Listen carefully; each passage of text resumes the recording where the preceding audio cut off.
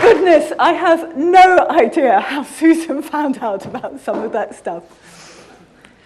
This audience, just looking at you, it's amazing. I have Oscar, who is 11. I have my mum, who is 80 and did English and history. And I have Tony, who started this specialist field off. So, what am I going to do?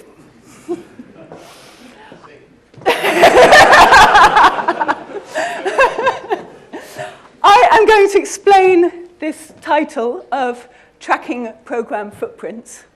And by the end of the talk, you will know why I am standing in a tree trunk in Hyde Park. This is my killer group. Adam at the top, a special thank you. He's been helping me a lot with the slides and has really had a time and a half. Gareth didn't play around with this tree trunk because he was in the US visiting Mozilla. And Mark also didn't play around with the tree trunk because he's one of our delightful teaching fellows that helps with the students and the teaching. Stiver, Azalea, Pedro, and Jan are newer members. And what's going on here? This is Thomas, who's a bit washed out and upside down. Let's do better. That's better.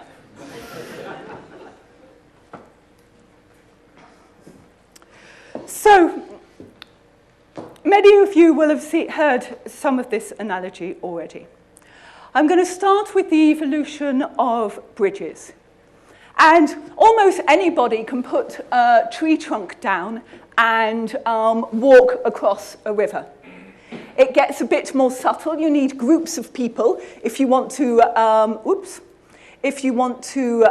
build a more substantial bridge.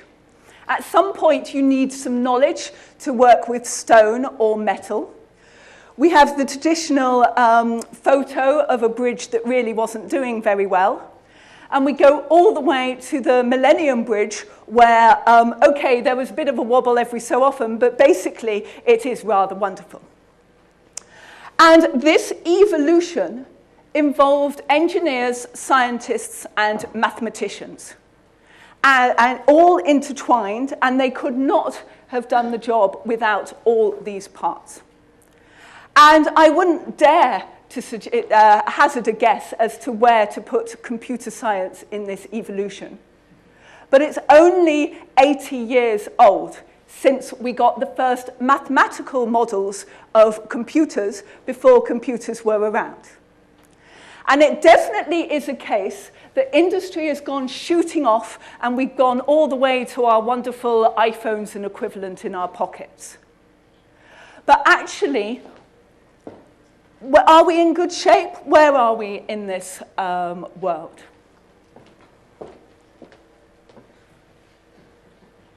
And actually, in a lot of situations, computer programs are breaking, and we're being very tolerant about what is happening. So software licenses give no guarantees. So it is the case that they give a description of what a product is doing in English. It's also saying, if something goes wrong, it's not our fault. And it is saying nothing positive about, we guarantee to give you this. We also have simple program errors turning into major attacks. There's a recent article which says that the UK loses £27 billion per year due to cybersecurity. It's a figure that David Cameron's talked about. Web apps are unreliable. How many people here have had Facebook giving you an error and telling you to reload things? Facebook is doing, so there's more than one, there's going to be lots. And Facebook is doing trivial things, and we should be able to say that it's correct with respect to those things. And finally, everybody who uses a laptop is running concurrent programs.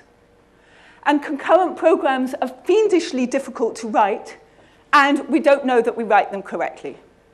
And in particular, the normal means of assessing whether a program is right or not, especially through testing, doesn't work in this concurrent environment.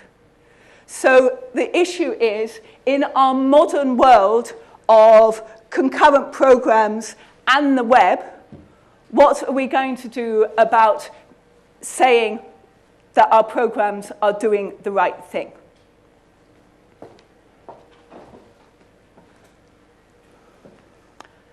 I'm going to give you one of the most simplest programs I can think of, the simplest way of thinking about a program. You've got a set of numbers, and the simplest thing I can think of is take an element out of that set. So take 4 out of that set. And there's a famous program called the Sieve of Eratosthenes that basically takes numbers out of a set until you're left with just the prime numbers in the set, the numbers that you can't divide by any other number except for 1 and itself. So let me run this program. What happens, it looks at 2. 2 it leaves, 4 it deletes, 6 it deletes or removes, 8, 10, and so on. And after this, it starts on 3. So 3 it leaves, 6 has already gone, but it does it anyway. So it's okay with that, it's robust. It does the 9, and then goes on doing the multiples of 3. 4 is boring because everything is out. Now we're on 5, and now, yes, we stop. So what we're left with is a set of prime numbers. Now, what does it mean to say that program actually takes a set and at the end gets a set with prime numbers? So I've shown you with this one example, but how do I do it in such a way that I know for all sets, whichever set I give it to this program, it does its work and gets out that set of prime numbers? Well, one way of doing it is to reason about programs, and in particular, reason about programs in the style of reasoning that I'm going to talk about today. And the idea is that you have an assertion at the start, and what this does is describe what is there before the program runs. So, for example, it says, I have a set of numbers. After the program runs, then we end up with an assertion, and that might say, I have a set consisting of prime numbers. And the idea about assertions is, in this case, it describes properties of a set. So one property of the set could be that a set contains the element 4. So there's an awful lot of sets containing the element 4, but just if we have this property that the element contains 4, then what is this program going to do?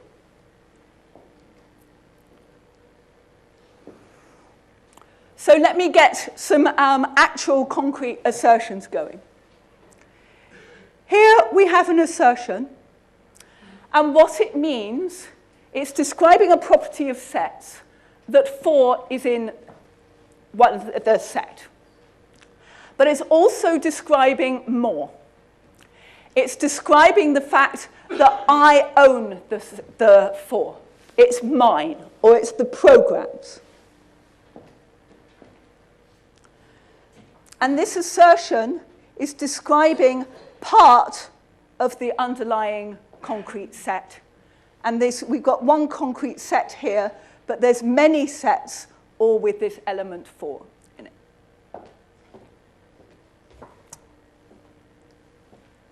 We have another assertion. And this assertion just does something very similar.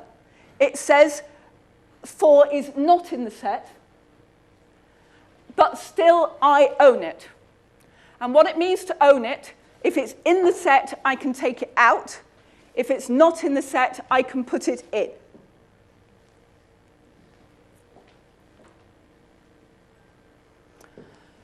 I can talk about more complex assertions, and this is as complex as it's going to get.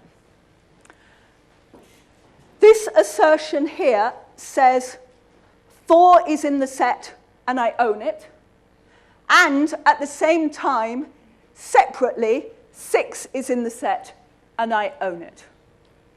And these two are, it's possible to star them, and this is a good thing to have, because this 4 and this 6 are not the same element. If this 6 was a 4, then this assertion is impossible in the sense that no sets will satisfy it. And the reason why is 4 can only be owned once. You can't own it twice. And that's because there is only one 4 in a set.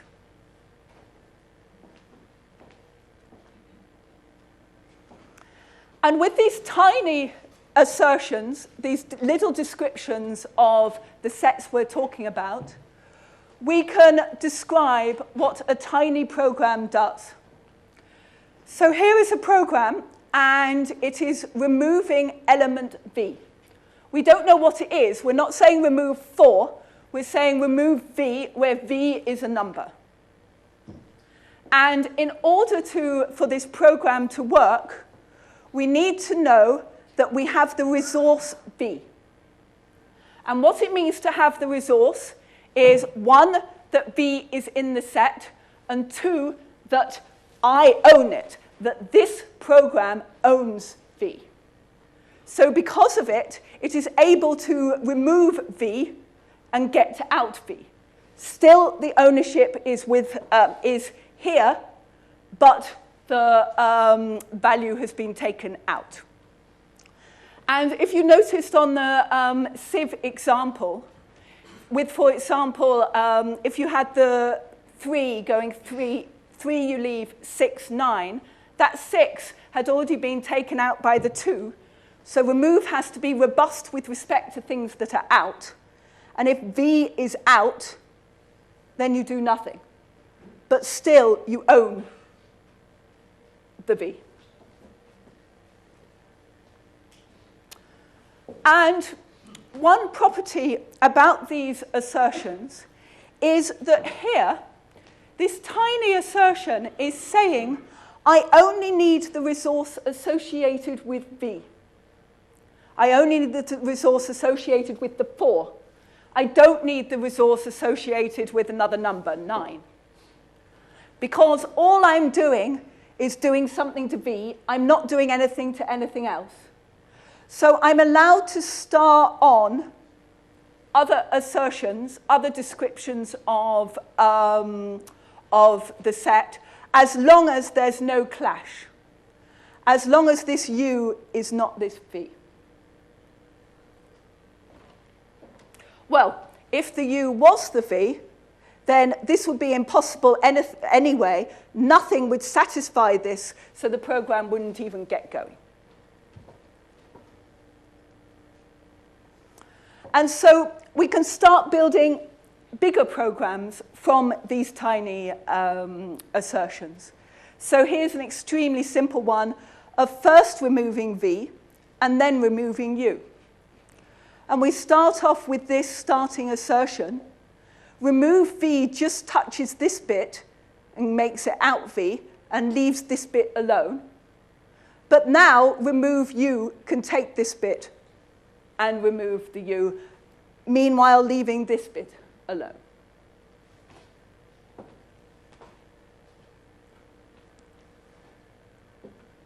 So here I've just done it in a specific case of 4 and 6 rather than generally.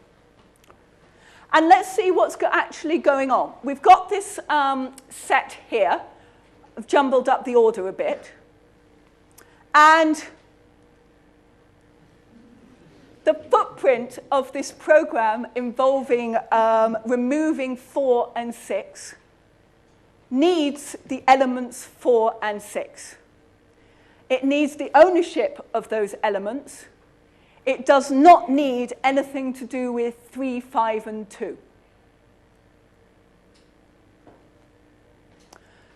And with this, it's enough to specify the sieve example. And in particular, what this specification says is that you've got in n for all numbers n going from 2 to the maximum, whatever that might be. And after the, and this means starred together, so like that in 4 star in 6, just lots of them. And after the program has been run, if n is a prime, it's still in. And if n is not a prime, it's not in. And basically, I haven't shown you all the details, but I've absolutely shown you the nub of the problem to do it. It's this sequence of removes.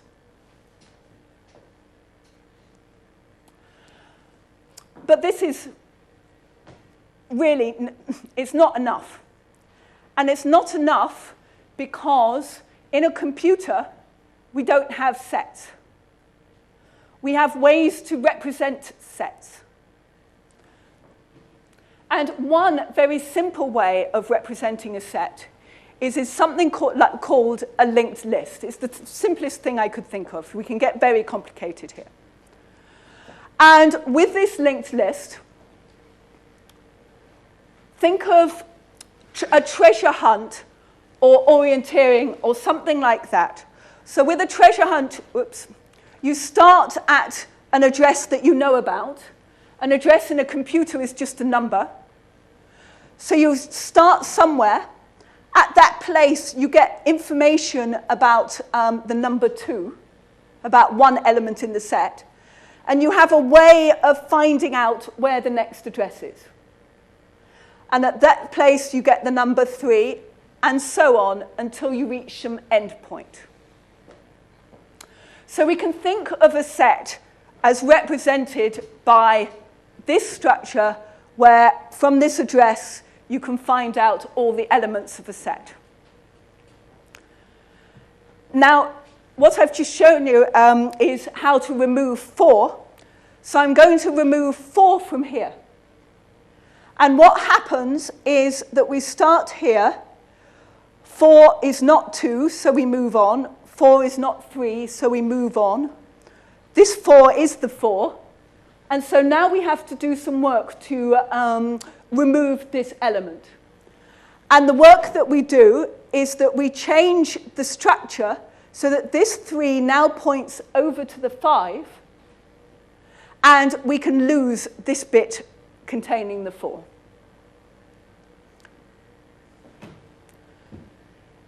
So here we start off. This is in a program, and we have a place. This X is just a place that is a marker for where you are in the structure. So you're starting at the beginning,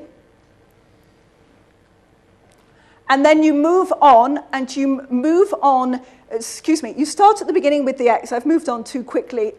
That X is pointing to that element 2. That element 2 is not 4. So it moves on.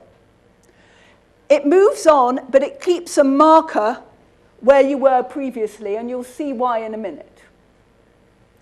So here you are. This X now points here, and again, 3 is not 4, so you move on. And this marker moves on with it, again, just showing where this X used to be. Now, X does point to the 4, and we've got to do the remove. And what the remove does is go back to the place you were in before. So that's why you have that Y, to know where to go. And at that place where you were in before, you change this pointer to move it over here. And then we have the freedom to delete this 4. So this is what's happening in pictorially.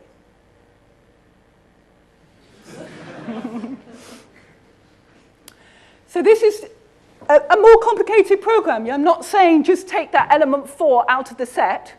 I'm saying go through a little bit of a complicated structure, doing things as you go and analyzing what's happening and updating where appropriate.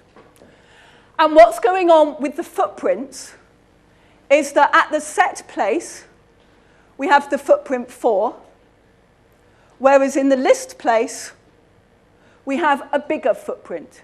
And we have a bigger footprint because you're starting at the 17, checking whether 2 is 4 or not, checking, right, now this is where we do the work. And so the footprints don't tie up, which means mathematically it's quite hard to connect them up.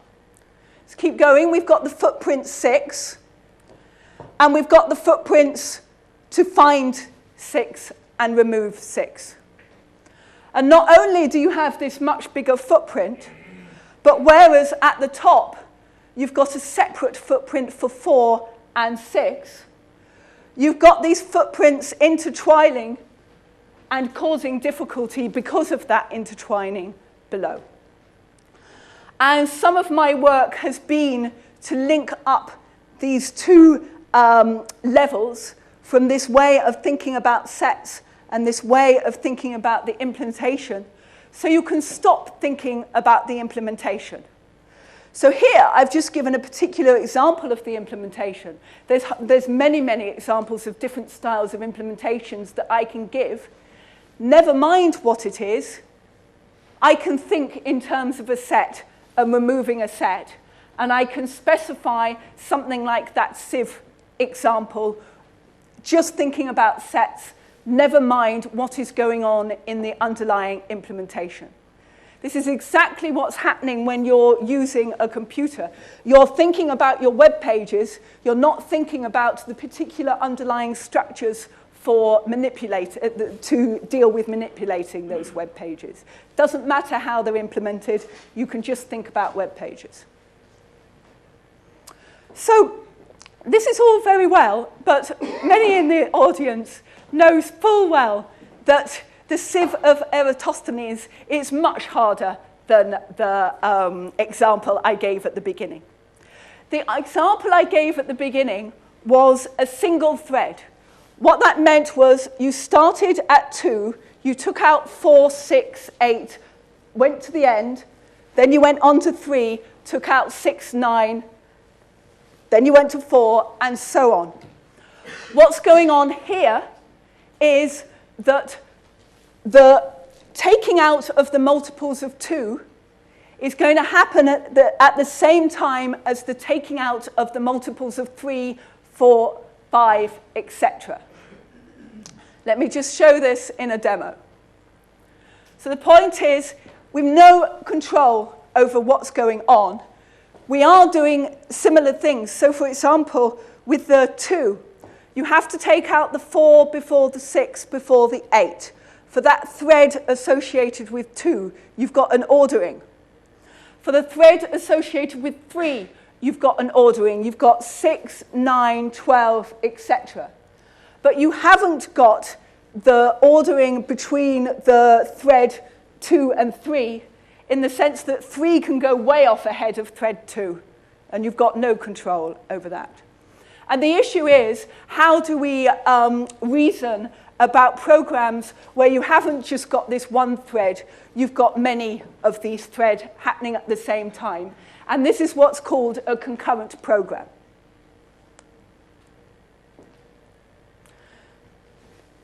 And what's happening with the sieve, it's just exactly the same specification.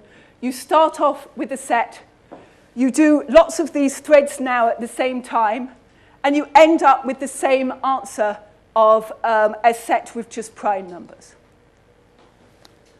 So I'm going to show you how to reason, excuse me, can you see? Shall I move back? I'm going to show you about reasoning about concurrent programs. And this is how we write a concurrent program. It's thread 1 and thread 2 happening at the same time. And we still have the idea of an assertion before and an assertion afterwards.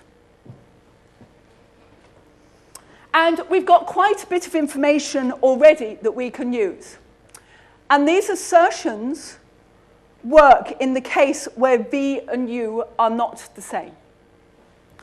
So we start off with this assertion, and the point about it is that this bit here can be pulled apart, can be separated from this bit here. This bit is talking about V and the fact that you really own V. This bit is talking about U and the fact that you really own U. You can separate these out, and these assertions here and here are sort of not interfering with each other. This one is about V and owning V, nothing to do with U. I've said before that if you've got something to do with U and in U, you can just add it on. You can star it on and not worry, it won't be affected. Same with this one. The V's not going to be affected. You've got a stability going on between this side and this side in the sense that this one can do its work and it doesn't interfere with this one and vice versa. And so with this assertion, I can do the normal remove. With this assertion, I can do the normal remove, and then we can put them back together again. But what we can't do is deal with the situation where we've got two V's the same. And the reason for this, I've said already, if I have an in V star in V, these are incompatible. And they're incompatible, nothing satisfies them. And the reason why is because here I know about value V being in the set and I own it. Here, if this is also V, it's saying value V and I own it, and you can't own the same thing twice. So the notion of ownership associated with these assertions is not working. But we can alter the assertions a bit, and then they do work. So here I am. I've got one thread. It's going to change and become two threads, but at the moment I'm one thread. I own V. V is in the set, and I own it. Now I have to relax things a bit, and I have to share ownership of V between the two removes, this one and this one. So these halves are just telling me how to, that I'm doing some sharing. But sharing comes at the price because I now don't own V in its entirety. I only own part of V because I have the other bit that's going to own part of V. So what this assertion here is stating is that I haven't removed V. But it might be possible that another thread has removed V. So what you're doing is giving some sort of agreement between the shared parties, saying, okay, either one of us can remove, but we can't both remove and insert because then chaos reigns and we don't know what is happening. But if all we're doing is both of us removing, we are just fine.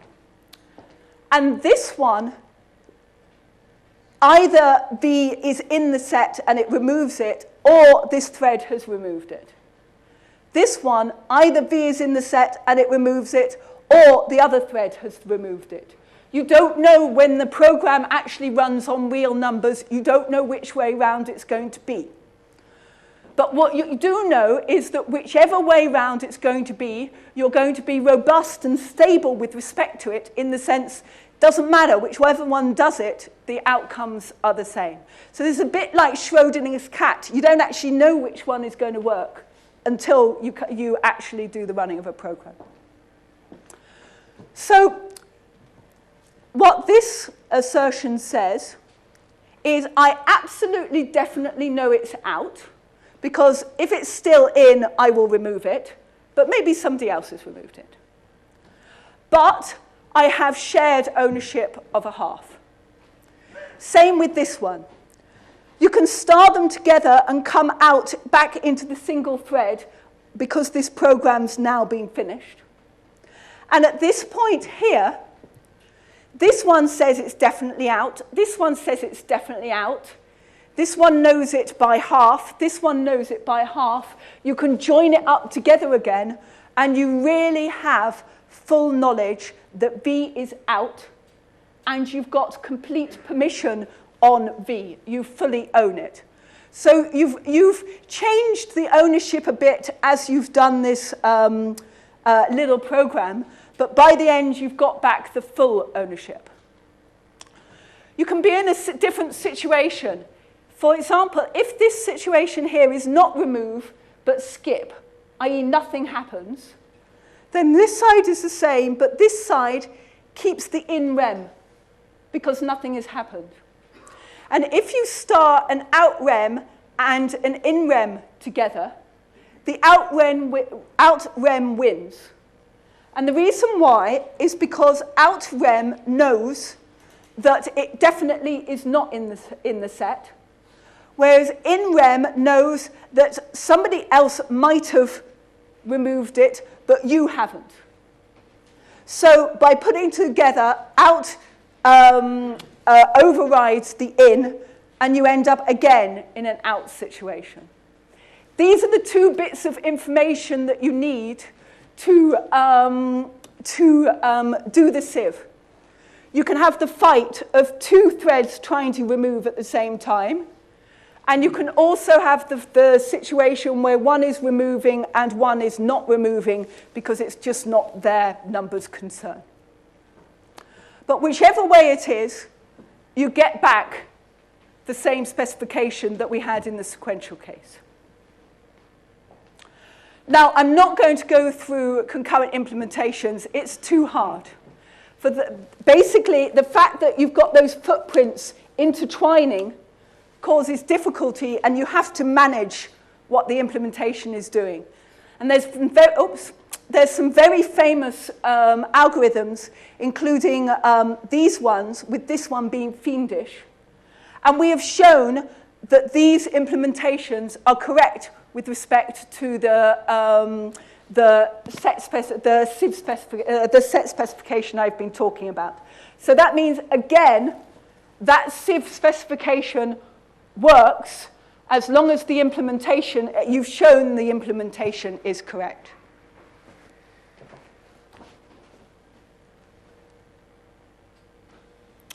So that's my bit about concurrency. If some of you have got a bit lost, it's okay, shake up a bit, where you don't need all that information. So you can start again. So if you got lost, start again.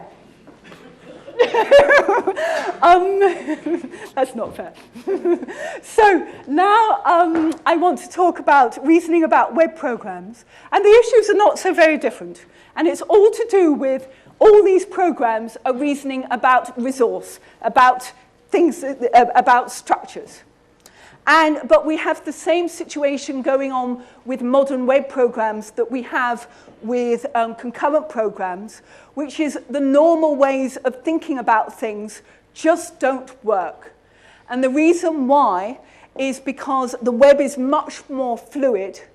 We don't know where the code will run in comparison with what we had before. And we also don't know what other code is running at the same time as our code is running. We haven't got control over it.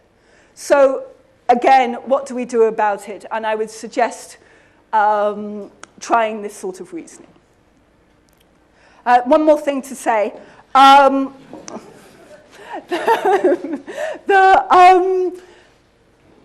learned a really good fact only just recently. I was doing grant nonsense. And actually, 8% of UK GDP comes via the internet. And that is in, I think it was 2011. I might be off by a little bit.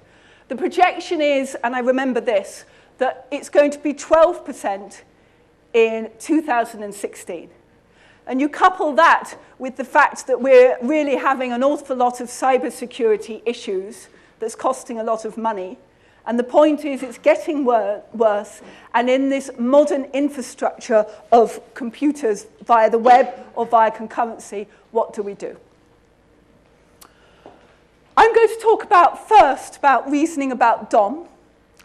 And if you look at Google Maps, anything you see changing on that web page uses DOM. And we can give this formal mathematical specification of DOM. Well, in particular, we've done this bit for those of you who know what I'm talking about.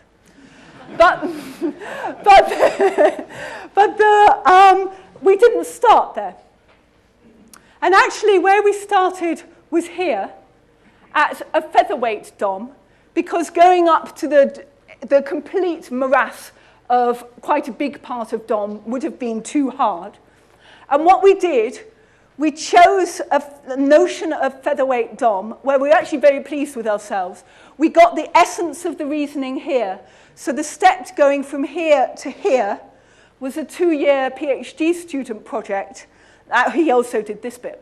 And the complication was to do with the English and what on earth did DOM mean here, and where were the inconsistencies, where were the holes. It was absolutely nothing to do with the reasoning. We thought it might be something to do with the reasoning too, but it turned out no, we got our structure very well sorted from the start.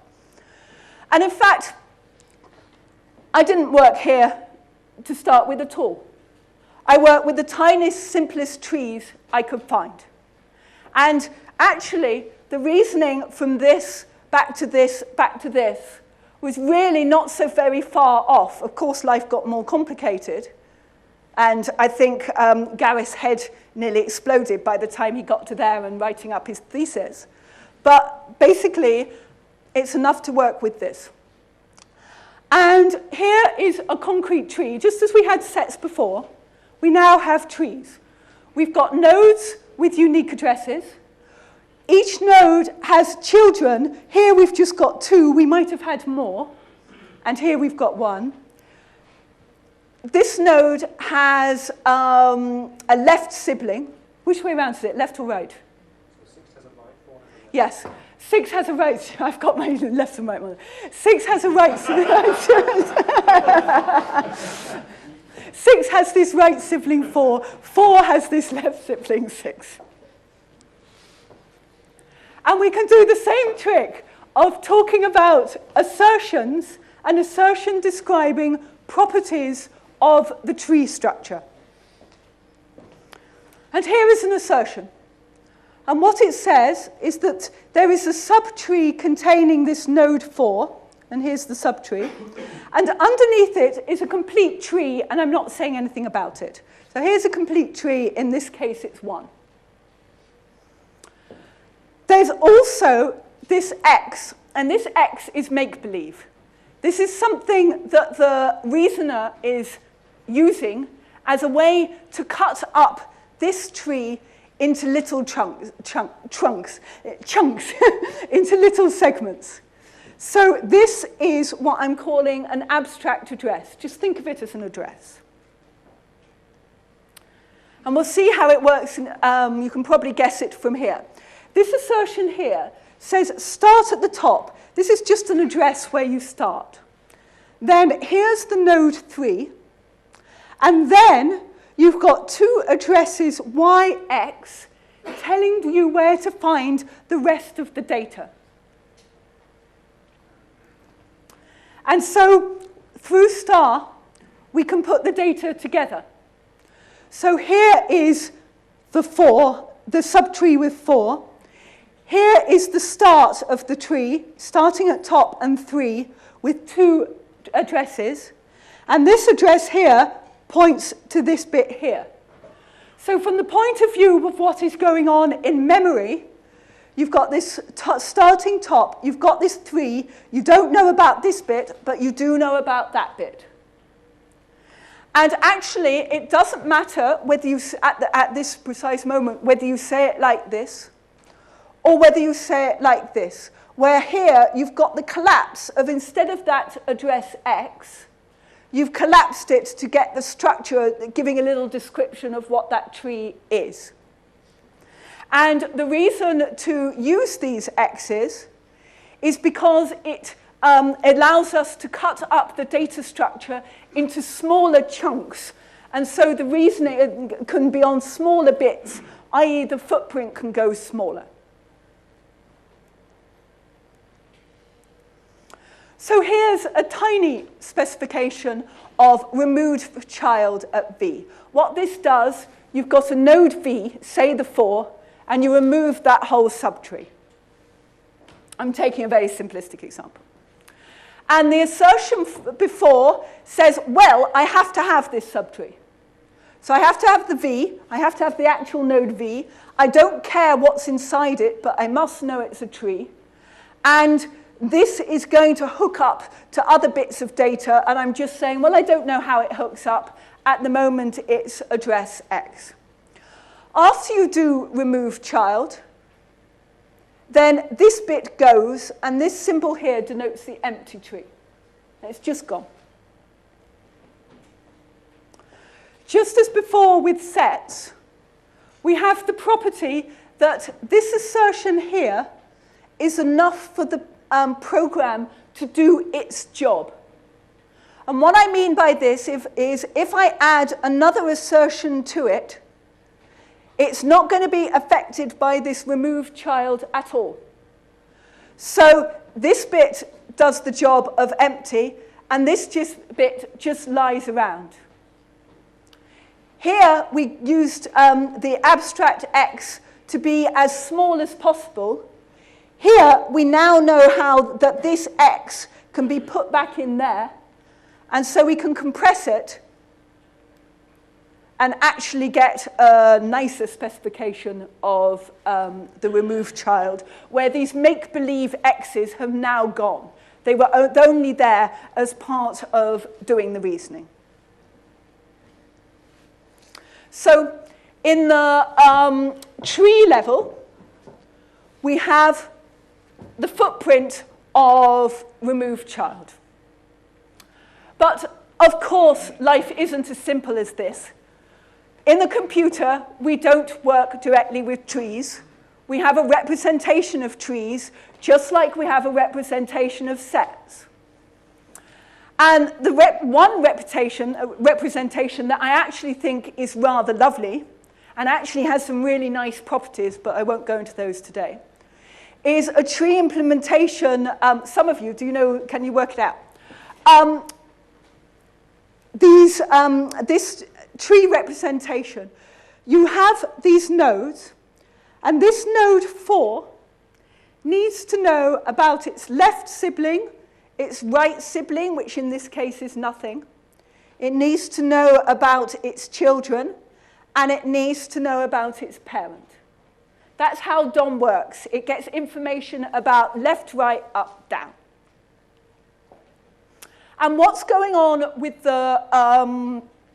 with a program for removing this subtree is that first it finds this 4, then it removes this subtree, does some pointer manipulation because this 6 is pointing to its right sibling, but that's going to be removed, so it needs to not point to its right sibling, but instead would point to nothing. Similarly, this parent node here is pointing to the first child and the last child, and this last child needs to swing over to here. Let's see that go.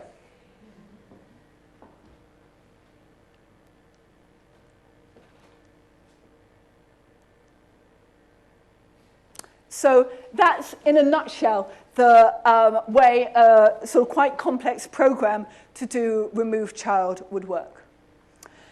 Now, if we think of this, which is the high-level the tree that we were talking about at the beginning, we've got this as the footprint. The footprint of the representation of the tree in the computer is this bit, but also this 6 and this 3, because this 6 is necessary because we need to get rid of that pointer. So again, the footprints between what's going on at the tree level and what's going on at the implementation is causing difficulty. And just to say a couple of things, we've actually done this one but not published, that we can reason about file systems. Think about directories and files. You use them all the time. Basically, it's the same sort of structure.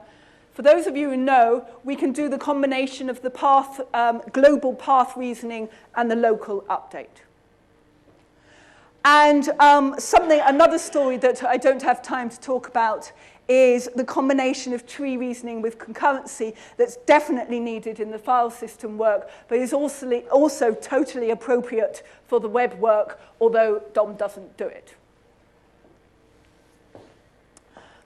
That's too scary to put up without a link. But I want to tell about one more thing. I want to tell you, if you have a Google map, the DOM bit works with what you see and how it's changing, but you've also got code behind the scenes that is changing the map. And that code is written in JavaScript.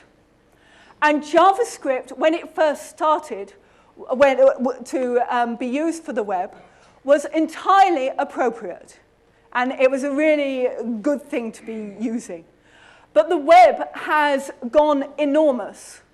We now have huge web apps where the intertwining of code and data is vast, Google Maps being a particular example. And basically, JavaScript is creaking at the seams. And this is why it's creaking at the seams. For those of you who don't know so much about JavaScript and programming, this is a funny old structure in computer memory. For those of you who do know a little bit about what I'm talking about, how weird is this? The point is that we have a notion of how to work with programming languages, and JavaScript doesn't obey them. And if we were starting again from scratch, would we use JavaScript? Absolutely no way. But at the time, it did make sense, and now we've got to deal with the mess. So let me give a little hint of what's going on. So do you remember those placeholders, those X's and Y's? So I want to look up those X's and Y's and find out what value they have. And to do that, in JavaScript, this is all in the heap. Excuse me, you don't know what that is, some of you. This is all in the computer memory. So, how to look it up? Basically, what is the normal way to look it up, if we weren't talking about JavaScript, is you would start at the bottom of this list, look here, find this value, x is 5. The bit that's weird in JavaScript is all this other bit. And what happens is you start here, there's no x. You then go here, there's no x, but now you go this way. For those of you who know what I'm talking about prototype chains to this prototype object. Doesn't matter. So we go along the x, here's the x, and x is represented by 4 in this structure, not this 5. And we have got ways of reasoning about this structure with these assertions, just as in the tree and set case. And in particular, we use this funny old assertion here. And it has that notation, but never mind. The point is, this thing is a way of summarizing or giving some description about this bit in blue. And the description it's giving is in saying, in the first half, I know x is 4, and in the second half, I know x is 5. Now, what's going on is as I said, to find x, you have a notion of going here and having to go along. And here, if we cut the structure here, which is corresponding for this particular case to this line here, what happens is in this bit here, we know that x is 4. And we don't need to worry about the various blobs and patterns. We just need to make the statement x is 4. In order to, if x was not 4, if that wasn't in there, then you'd have to keep following on the structure and test this one. And so we've got this pointer out saying, well, if this x is not here, we have to test this bit. And if it's not in that bit, we can start testing what's above here. So there's 3 things to test: this bit, and this bit. And if we have any other pointers going out, they all have to go through lop. So the point is you only have to test it once. And this gives a way of cutting up this structure into nicer bits. One thing to point out, just to give you a tiny bit of notation, but you don't really need it, is this says x has 4 in that bottom half. If it didn't have 4 here, you would put it the other side of this vertical bar, just saying it wasn't in there. And that's just because we're going to see it any minute now. Here's a bigger assertion. And basically, this is giving a complete description of this JavaScript store, but in a sort of summary form. So you've got an object here, never mind, you've got a blob here corresponding to this blob. You've got a blob here corresponding to this blob, and this funny structure that's been simplified. And I'm now not going to follow how I've been doing the rest of the talk. I'm going to go and give you a demo of what is happening with this, this sort of reasoning. So here, that assertion, roughly, bar some funny hashes and what have you, corresponds to the assertion we had before. And we have this absolutely tiny little JavaScript program. And for those of you who know JavaScript, you know that I've absolutely gone to the beast. This thing is horrible. For those of you who don't know JavaScript, let's find out what it does. So we have this y here and this x here, and they're different. So given the JavaScript memory we had before, it would suggest that we have x has value 4 here, and so this R means return the value 4 with this starting point. So let's run it.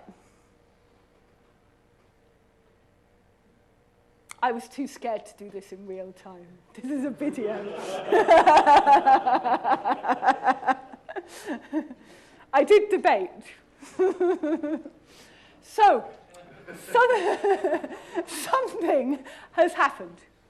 We have the starting specification that we guessed. And after this program has, after the analysis of this program, we have got a post condition. And it does seem to suggest that R has value 4, as we would expect. But in fact, things are more complicated than we would first like to think. And let me keep going with this demo. So I'm just going to run the thing again, but this time I'm going to do some pictures. And these are just pictures of this JavaScript memory in the tool, and these are automatically generated. And I'm sure you can't do it in the time available, but basically, this, and this is roughly the same as what we had before, except for this funny red thing here. Let's look at it. So basically, we got our starting specification, our starting assertion wrong. And we got the starting assertion wrong due to how with behaves. For those of you who know, with puts something at that bottom of that list and connects it to that prototype object. So we can have X occurring in that prototype object.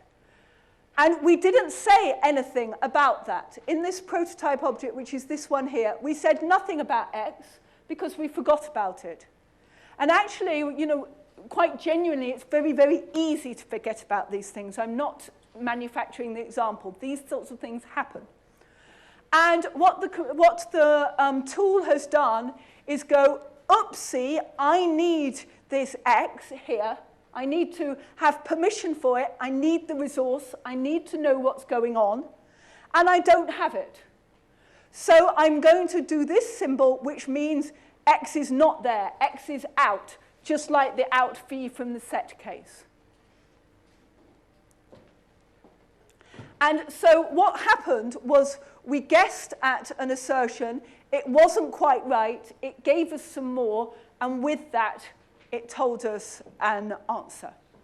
And what this is an example of, if this X wasn't there, somebody bad could at X put anything, including putting bad code. And I don't know, it's, for some people you'll know the term, it's prototype poisoning attack. And this tool can identify them. They identify where they might occur. So here's to a little bit of the future, and absolutely we're extremely excited about this project.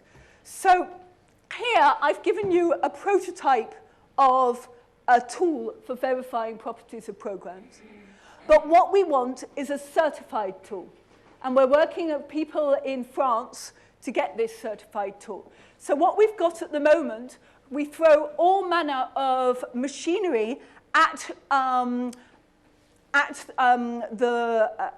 using our tool and get out proofs. But we don't know that the verifier, we don't know that the tool is correct. So we don't know that what we've got is right. But we can embed it in something called a proof checker that can actually do a tick and check that they are right. We can also, another thing we want to do is we've done the JavaScript reasoning, we've done DOM reasoning, but we haven't hooked up the two together. And of course we're going to. And with that, we can do, I hope, lots of practical tools. But here's just one. We can test browser extensions for security holes. Now, what is a browser extension? I don't know whether you know, some people definitely will, the extension called AdBlock. What AdBlock does is block the ads that come up when you're using Google. So lots of people use them, and they are brilliant. But you're taking code from somewhere else on your machine, and, whoops. Ah, how frightening that was.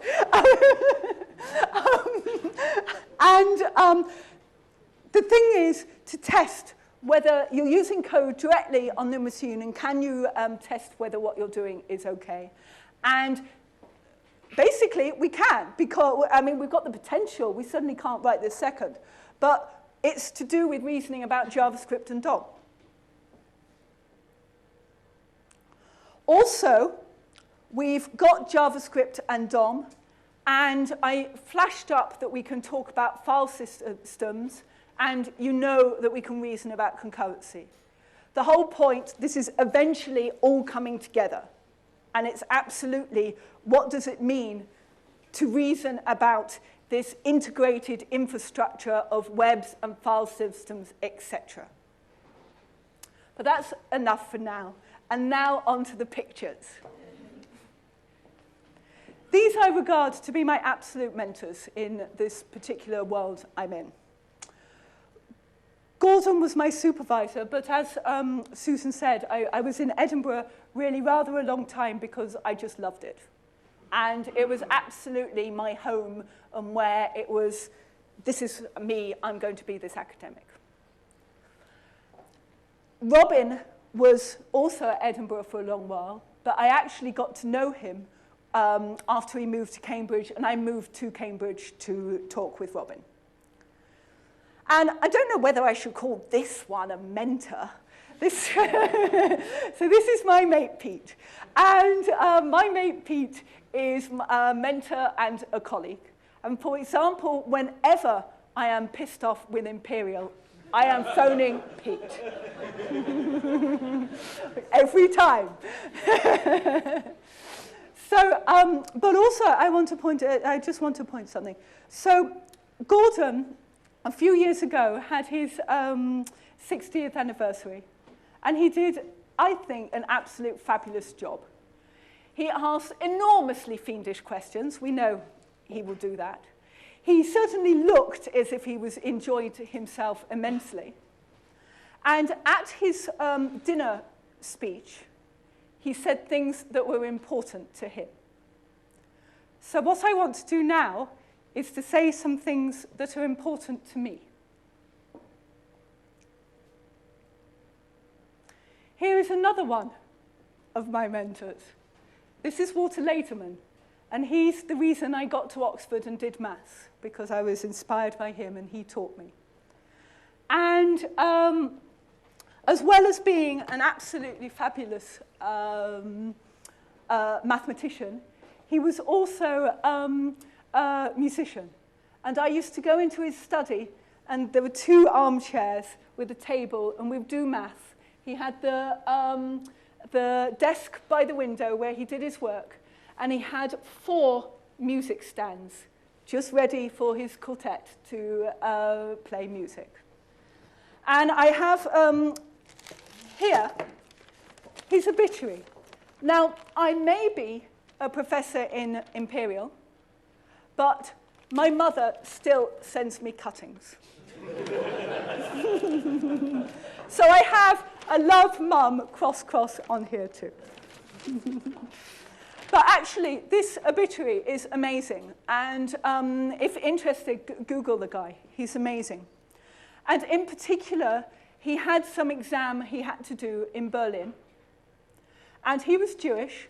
And this was 8 months after the Nazis took over. And he had Schur examining him. Schur was a famous algebraist, also a Jew. And he'd been dismissed, and then he'd been reinstated.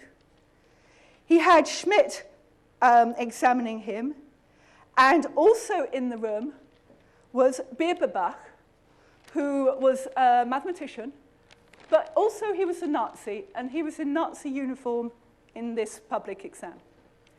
And very soon afterwards, Walter looked around and found that there was a scholarship for Jews to go to St. Andrews. And he got this scholarship. And if I can find it, yes. And he often said publicly, and I think this is true, and he certainly said it to me, that he owed his life to the people of St. Andrews. And that's literal. But actually, I wanted to tell this anecdote because I actually wanted to say that it's not so very different, that story, which was certainly an extreme story, and some of the stories we hear about the students coming up. We have an intake of 120 students per year, and there's always, some remarkable stories there. And actually, in all the hubbub of grant writing and paper deadlines and that sort of thing, I think it's actually really rather a privilege to be part of the university system. And sometimes it's quite difficult to remember when one's in those deadlines. But another thing I think is that it's absolute privilege to be in this department. This department has an absolutely excellent course. It's renowned as being the best computer science course in the UK. It's fabulous. And, you know, I've been around a bit. It's actually true. It's fantastic.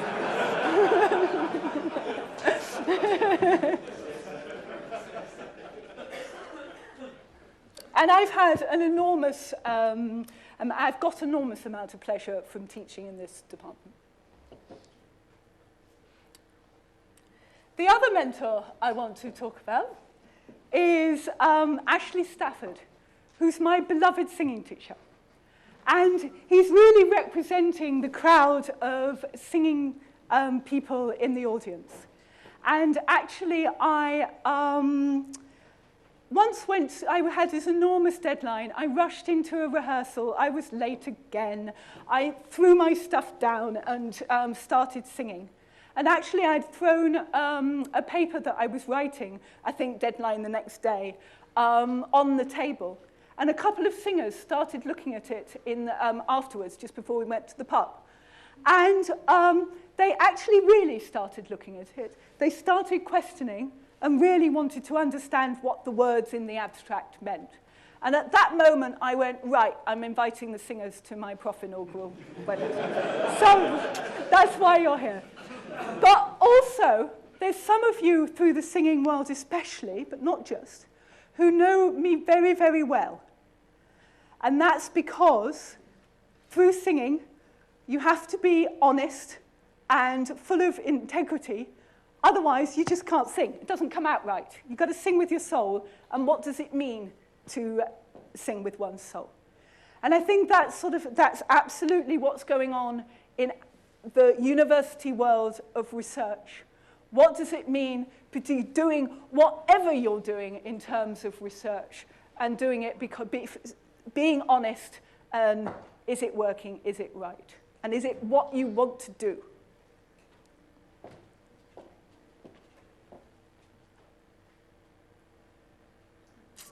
These are my parents. Now, my father died 20 years ago of cancer. And just to say that, of course, I wish he was here. But also, my mum has been absolutely fabulous. And in particular, through the good times and the bads, she has always been there.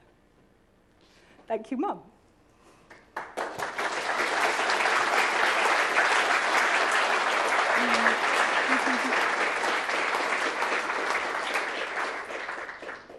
Now, there's another person in my family who's not here. It's my brother Steve, because he was taking the shot. So this is my brother Steve and his family, and my delightful nephew and niece. But Christopher was not in cooperative mood. So we sort of got a photo of this delightful family. But I actually have a new family, or beginnings to be a new family, which is I now have a new partner, Tom. And Tom is in electrical engineering in Imperial. And I'm absolutely touched and delighted that there were some people here in the audience from electrical engineering. Thank you for coming, that's lovely. But you haven't trained him very well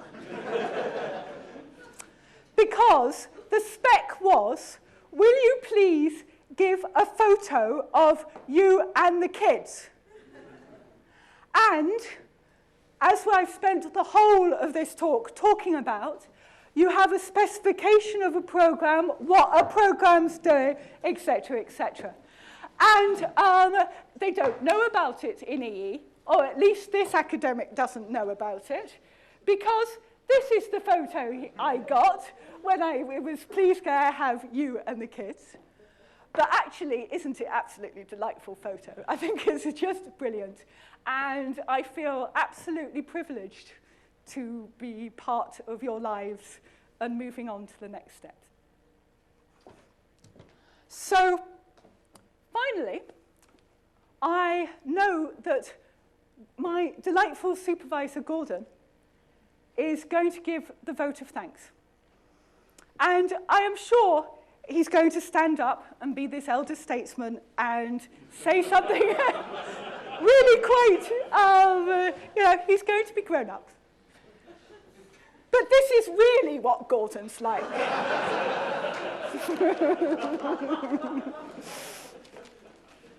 Thank you very much. I've loved it.